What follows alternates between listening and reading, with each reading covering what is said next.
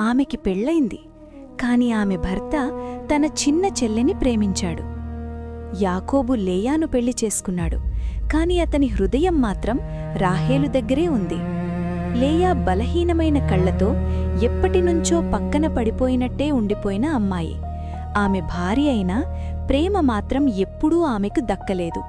ప్రతిరోజు ఒక చిన్న ఆశతో ఎదురుచూసింది. ఈరోజైనా అతను నన్ను గమనిస్తాడా?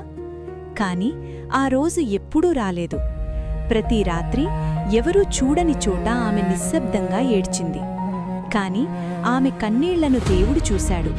ప్రపంచం మరచిపోయిన ఆమెను దేవుడు మాత్రం మరచిపోలేదు. మనుషులు తిరస్కరించిన ఆమెను దేవుడు ఎంచుకున్నాడు. వాళ్లు పక్కన పెట్టిన జీవితాన్ని దేవుడు మహిమగా మార్చాడు.